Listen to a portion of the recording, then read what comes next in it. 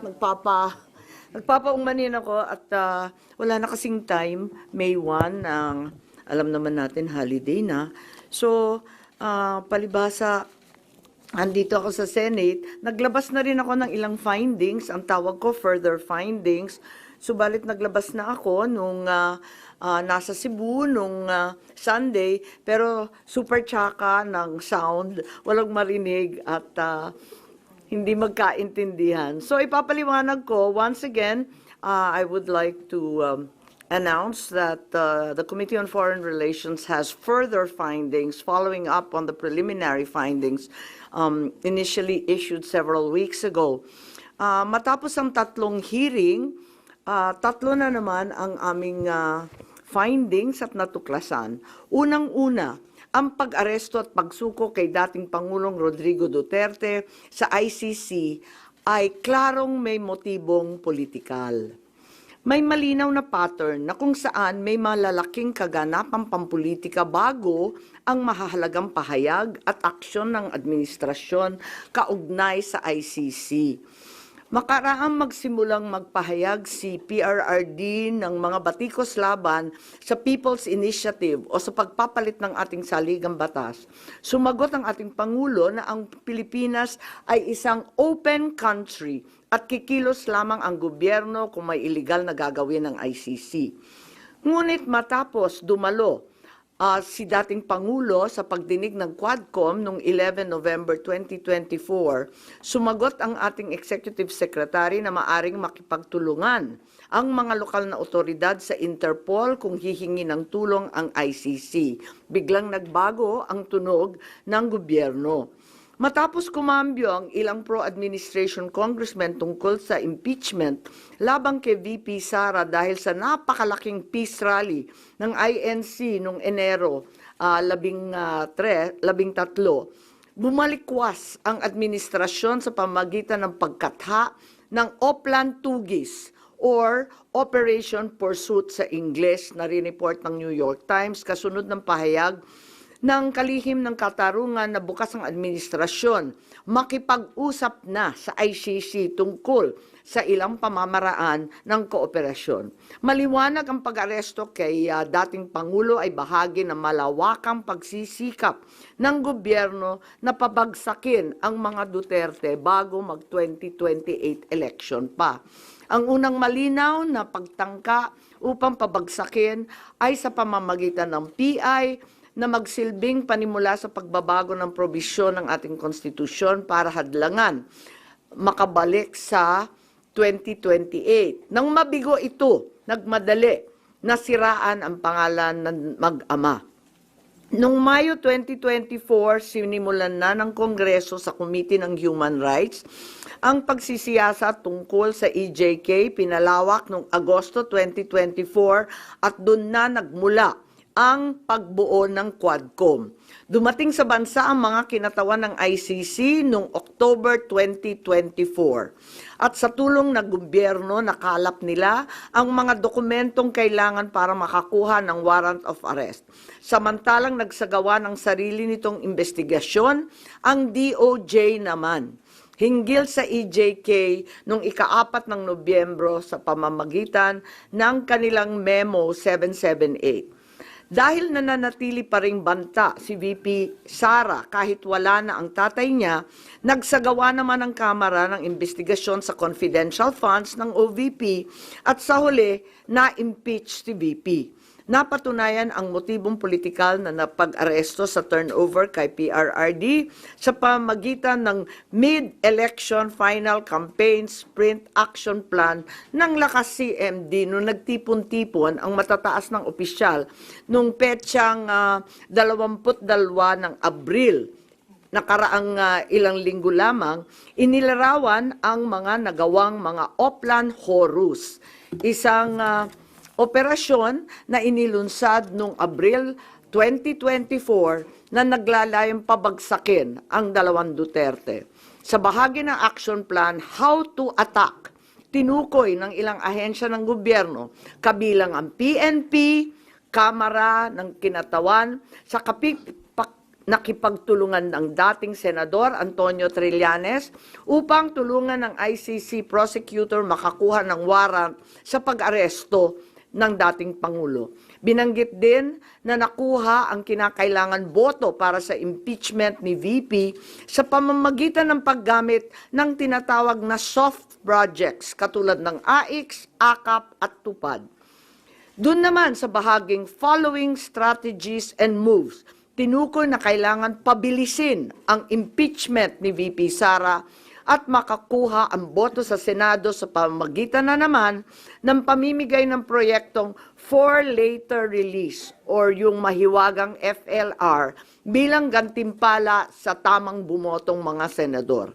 Ikalawa, may magkakaugnay na pagtatangkang pagtakpan ang mga detalye at motibo sa likod ng pag-aresto ng dating Pangulo. May cover-up. Habang nagpapatuloy ang unang pagdinig, tumanggi si DILG Remulla na magsalita. Tanungin siya tungkol sa panayam kay Pinky Webb, kung saan sinabi niya na group effort ang pag-aresto at in-invoke pa ang executive privilege samantalang lumabas na sa media. Una, tinawag niyang chismis ang pahayag. Ngunit nang mabisto, tinulungan na lamang ng kapatid at sinabing executive privilege na nga. Isa pang malakas na sandata ng administrasyon upang pigilan ng komite ang pagsisiwalat ng katotohanan ay paggamit ng tinatawag na sub judice rule. Halimbawa, nung mahuli si General Torre na nagbibigay ng maling pahayag tungkol sa pagmamadaling ilipat si PRRD sa Hague dahil daw sa Article 125 ng Revised Penal Code, ngunit nung ipunto na yung Revised Penal Code, Article 125, ay para lamang sa warrantless arrest, bigla niyang ginamit ang sub judice na naman. Isa pang indikasyon sa pagtatakip ng administrasyon ay ang blanket invocation ng executive privilege ni Executive Secretary Bersamin upang pagbawalan lahat ng opisyal ng ehekutibo dumalo sa ikalawang hearing noong 3 ng Abril. Mas lumala pa ito nang sa hindi pangkaraniwang hakbang, tumanggi ang ating Senate President, pumirma ng mga sabpina noong araw na yon. Bagaman dumalo mga opisyal sa 2 pagdinig noong 10 ng Abril, ginamit pa rin ang executive privilege sa mga susunod na isapin. Kung sino-sino nag-utos ng pag-aresto, kung sino ang nag-utos ng paglipat niya sa Hague, at kung paano nakuha ang eroplano na ginamit sa paglipat. Hindi nagtapos ang cover-up sa pagdinig. Dahil alam din natin na matapos yon pinalaya si Ambassador Lacanlilao at hindi na naman pinirmahan yung mga sabpina. Matapos ang pag-aresto kay PRRD, lumakas ang pro-Duterte sentiment at bumagsak ang trust rating ng administrasyon.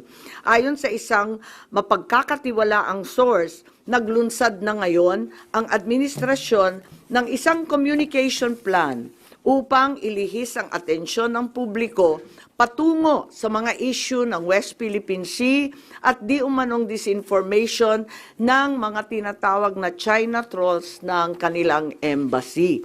Kaya asahan natin na ito ang magiging balita sa mga susunod na araw.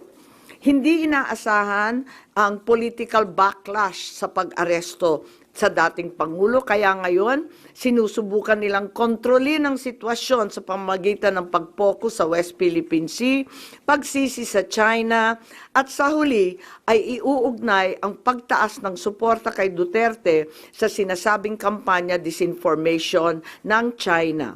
So una, may duda tayo na politically motivated. Ikalawa, whole of government ang nagamit dito na talaga naman comprehensive itong planong ito. At ikatlo, ang mga posibleng managutan ng criminal and administrative charges.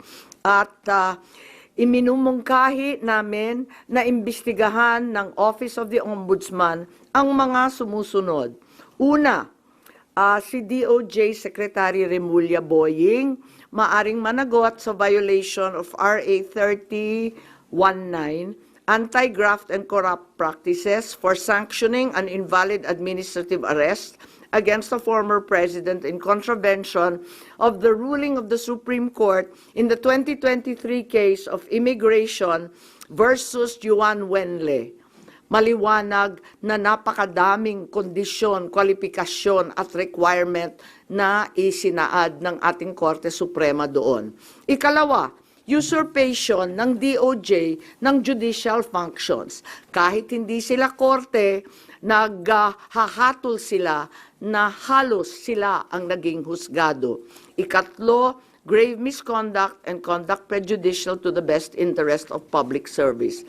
Ikalawa, baka managot din si General Romel Francisco D. Marbil, ang Chief PNP, sa arbitrary detention, Article 124 ng Revised Penal Code. Violation of RA 3019, anti-graft and corrupt practices for inducing or persuading General Torre to perform an act in violation of laws, rules, and regulations or an offense in connection with the official duties of the latter. Grave misconduct and conduct prejudicial to the best interest of public service.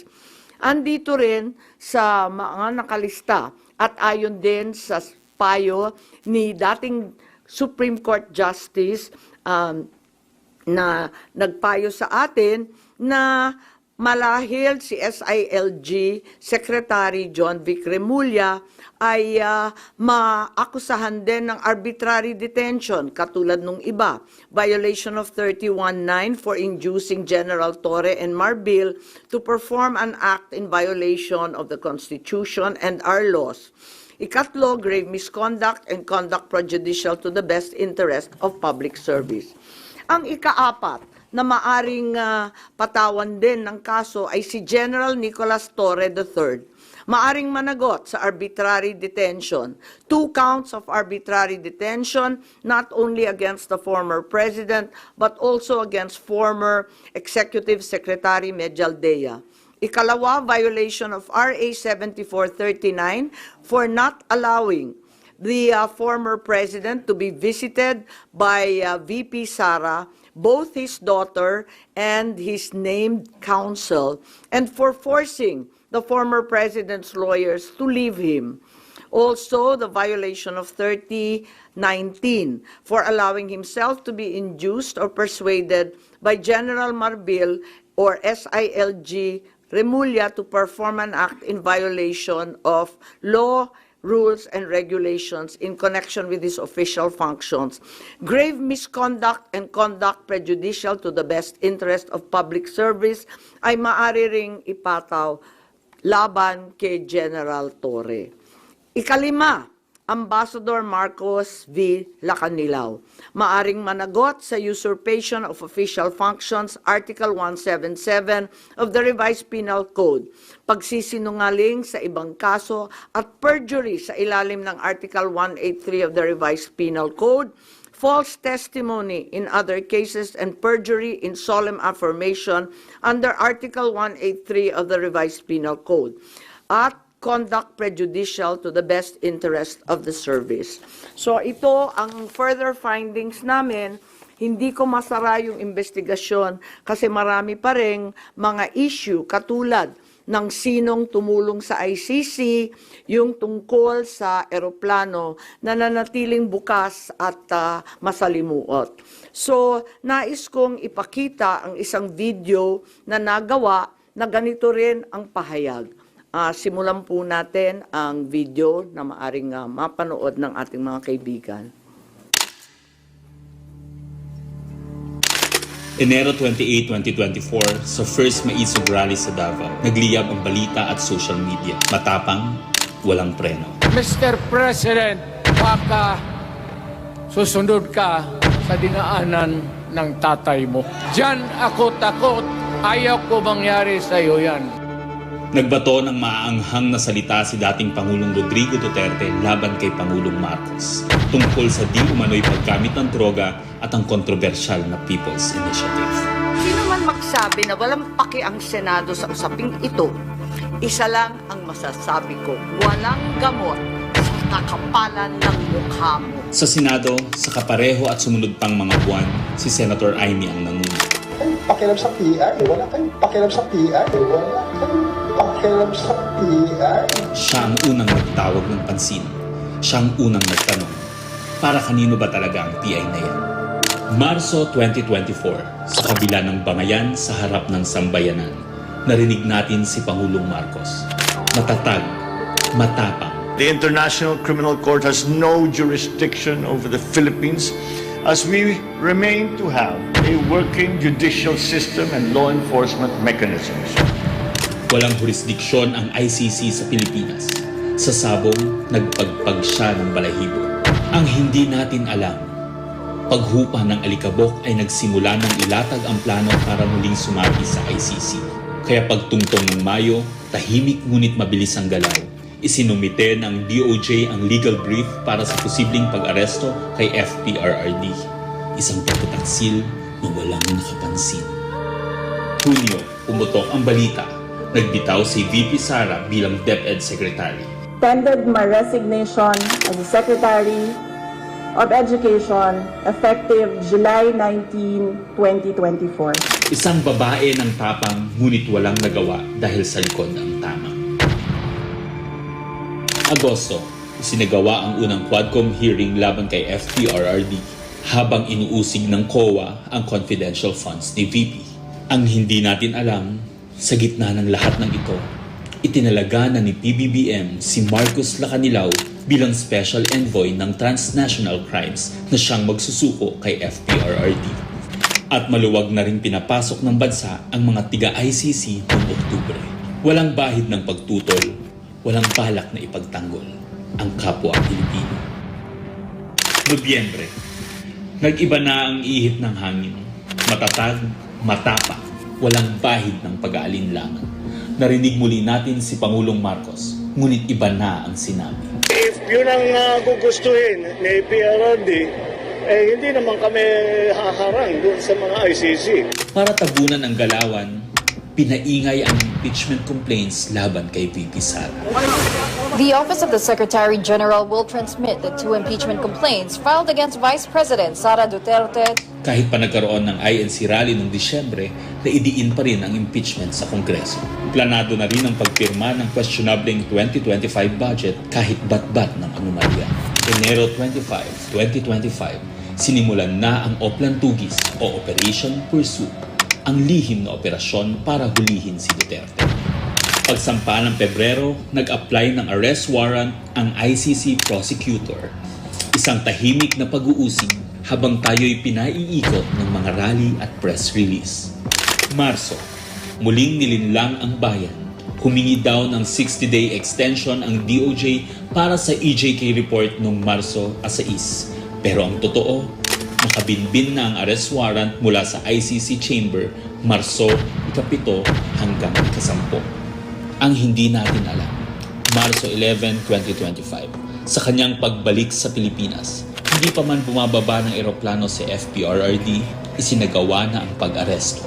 Maingay ang paligid, magulo, pero ang dating Pangulo ay nanatiling kalmado. Isinakay siya papuntang The Hague alas 11 ng gabi. Kasama sa eroplano si Marcos Lacanilao, ang nagkanulo, ang nagsuko. Pero kanino ang sisi? Sa mga utusan o sa nag-utos? Managot ang dapat managot, nakalatag na. It's a request to the Philippine government from Interpol enforce the arrest warrant. And we have commitments to them. Ayaw nila ipagpatuloy ang pag-iimbestiga. Maliwanag na ang buong administrasyon na ito mula sa pinakataas hanggang sa galamay. Nagplano. Ikaw ho ba nagplano ng lahat ng ito? Hindi naman. It was a group effort. Secretary Chudoro was there, Secretary Anyo was there too, and the President and I. Nagsakatuparan.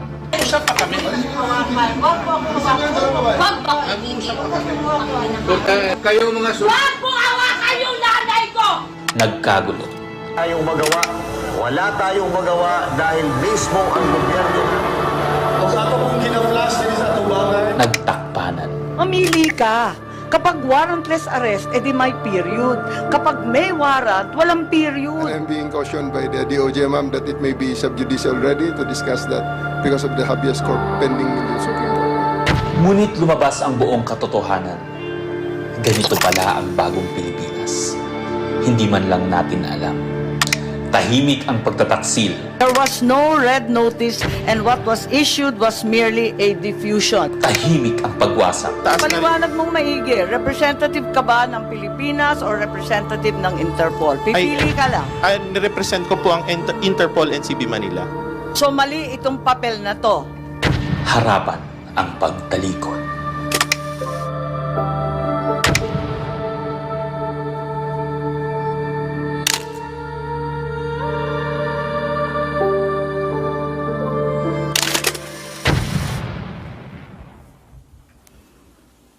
Okay, so that's where we are so far.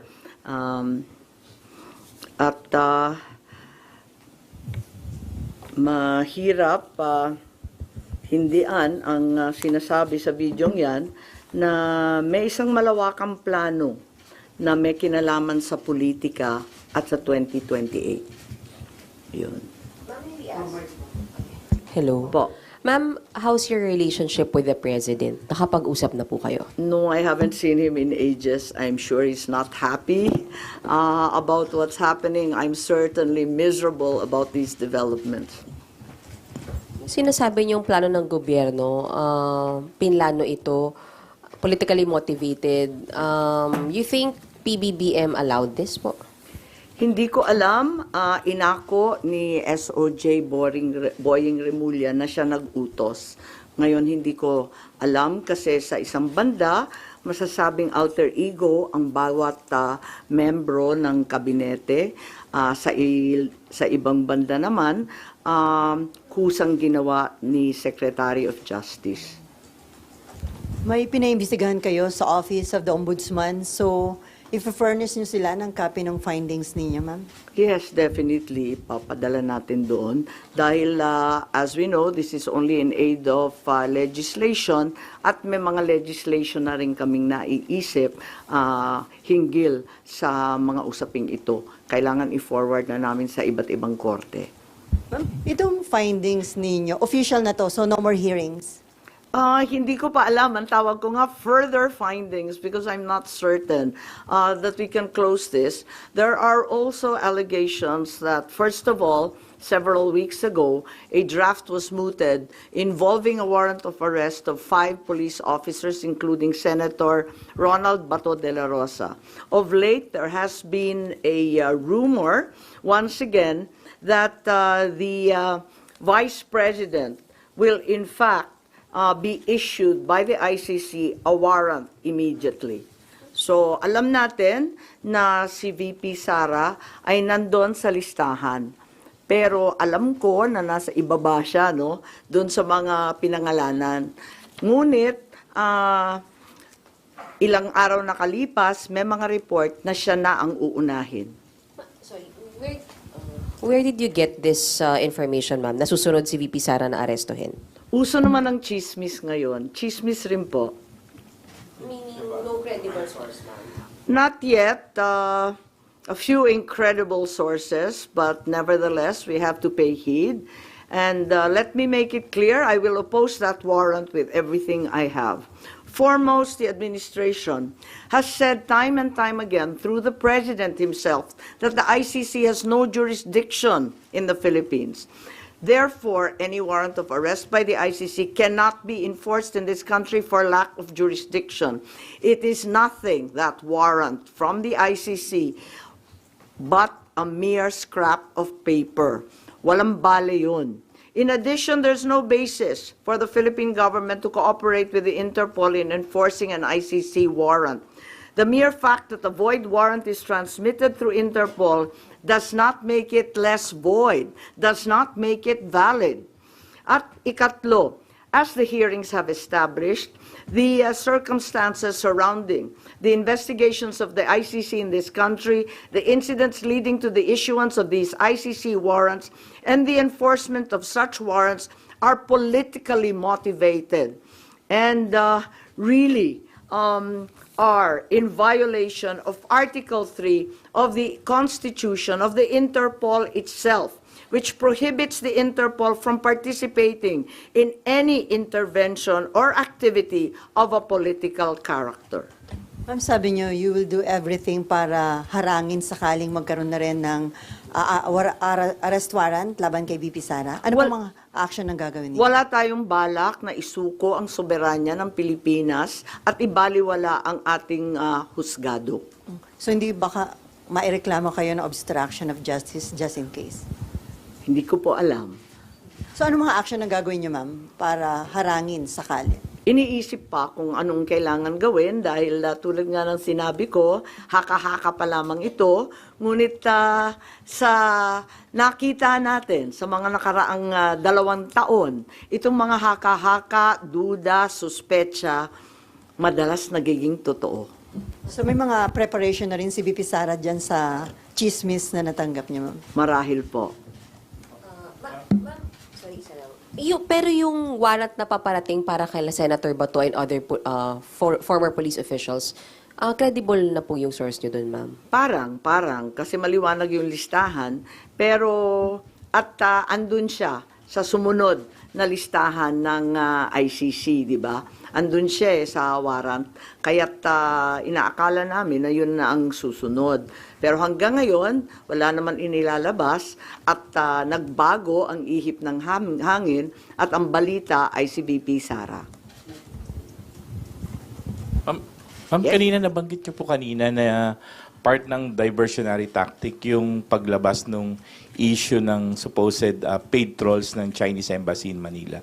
Are you now saying that Senator Tolentino and the committee niya po were used po for this propaganda by the administration?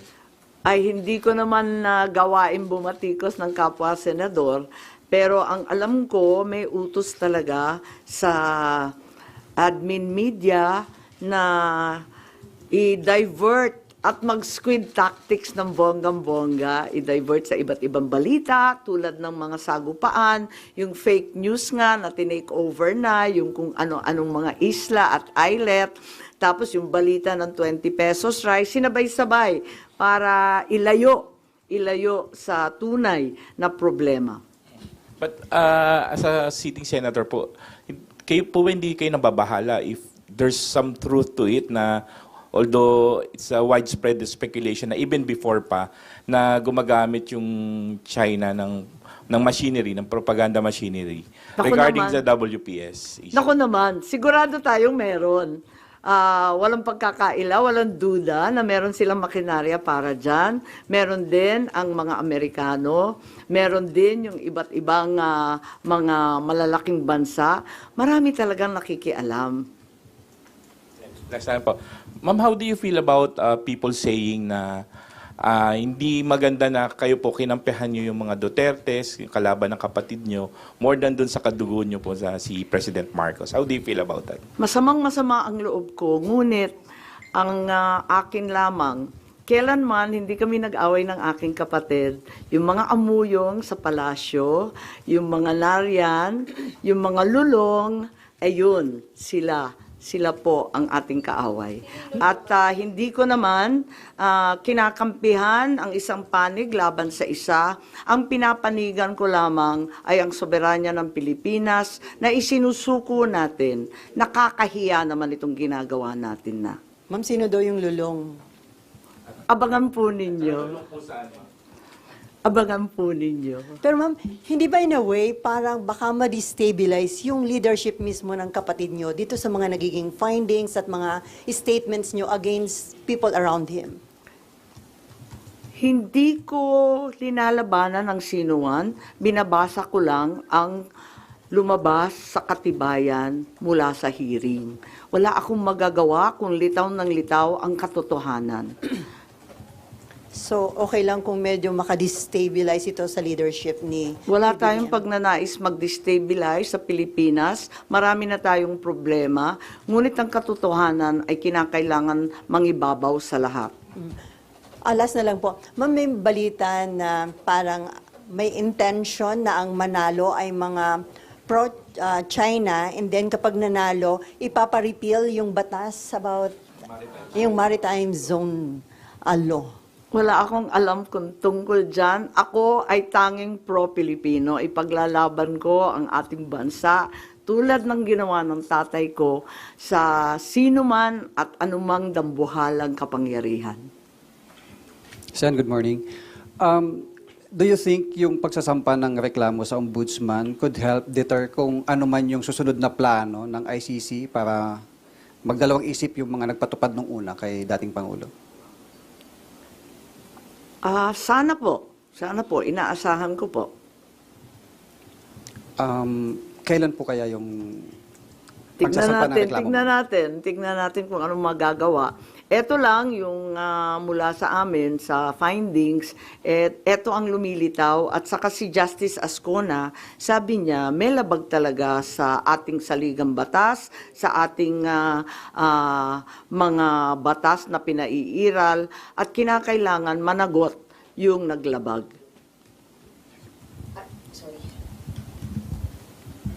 Ma'am, balikan ko lang, yung warrant, ICC warrant to, ma'am, no, yung narinig nyo para kay VP Sara. When is this coming out? Chismis nga lang kaya walang name and date. Ma'am, yung ano po, yung further findings nyo, does it need yung approval po ng committee members? Yes, hindi to committee report hindi ako kukunwari na committee report to. We are not in session, we're in recess. So, wala pa talagang committee report na masasabi. Kaya lang, sa daming nagtatanong, sa marami na nagsubaybay sa oras-oras na hearing, pakiramdam ko, obligado ako magsaad ng findings along the way. Kasi nga hindi matapos-tapos at hinahadlangan ng todo-todo. Ma'am, doon may binabanggit din po na yung Republic Act 9851 wherein it says na yung pag-present sa local court ng isang individual who is facing an allegation of crimes against humanity, hindi na kailangan. The government, although the term used was may surrender yung individual niya, do you think it's enough doon sa nangyari kay former president? Sa bagay na yan, sa palagay ko, ang Senado kasama ng Kongreso maaring magbago ng batas at liwanagan yung Article 17 nung 9851 kasi hindi maliwanag doon, parang natanggal sa proseso ng pagpipinal. Nakita ko yun. Maliwanag yung surrender, maliwanag yung alin yung extradition. Maliwanag na yung surrender ay para sa dayuhan lamang. Pero, dun sa final version mukhang na-edit, kaya maari natin tignan yan dahil ang purpose ng investigation sa Senado ay talagang in aid of legislation. Isa na yon na kinakailangan tignan. Isa pa yung extradition law na inakda ng tatay ko. Ang tagal-tagal na nun. Marahil kinakailangan tignan na rin natin yan dahil hindi na pakay sa mga problema ngayon yung ibang provision doon. Since it's not yet amended yung binanggit niyo po na Section 17, that's still existing. Hindi po ba enough to justify what happened during yung March 11 arrest? Kapag hindi maliwanag ang isang bagay, binabalikan yung debate sa Senado, yung transcript at saka yung contextual analysis ng mga pahayag ng ipinasa, rinipaso yan. At maliwanag dun sa original na talagang yung surrender ay para sa dayuhan lamang. Kung bakit na iwaglit at naiwan yun at may nilagay na mga pag-aamyenda sina Senator Subiri, sina Senator Gordon nung panahon na yon, hindi ko alam kung nakalimutan lamang o sa pagmamadali hindi na isaayos ng maigi. Pero yan naman ang trabaho talaga ng mambabatas. Tignan at isaayos, iklaro ang mga hindi masyadong maliwanag. Ma'am, pareak lang dito. Yung kay Pangulong Marcos po tsaka VP Sara na trust and performance rating, kay Pangulo po 60% trust, 59% performance, pero it represents a decline po since nung fourth quarter ng bansa. Habang kay VP po, tumaas po siya ng 9 percentage point. Comment on this. pasensya pero hindi na ako nagbabasa ng survey. Kaya hindi ako up to date dyan. Ang nararamdaman ko, ang pagpuot, ang hinanakit, at ang galit ng mga Bisaya. Galing po ako sa Cebu, mamaya pupunta ako sa Davao. Alam na alam ko ang pakiramdam nila. Ngayon, kung ganito rin ito sa Luzon, ramdam ko sa Manila, hindi ugali ng Pilipino ang pang-aapi sa matanda na may sakit. Hindi natin gawain yan. So, you mean yun yung dahilan bakit bumaba yung survey ni Pangulo? Hindi ko alam. Tulad ng sinabi ko, napakaraming survey ngayon na kung tutuusin, kinakailangan na siguro i-supervise, i-control ng COMELEC kasi grabe na ang mind-setting, brainwashing, and laying the predicate, ika nga. Okay. Ma'am, thank you. Ma'am, Thank you so much. I have a longer report of 26 pages. I think it's available. We also have USBs of the Tagalog statement, as well as the graphic version of the timeline. And I can also provide that video that we received. opening statement yung sana. What I read, ay yung Tagalog. Opo, nandito. Okay lang. O, sige. Pero, may soft copy ba kayo? Hindi ko alam. Meron daw. O, nariyan na daw sa inyo. Okay.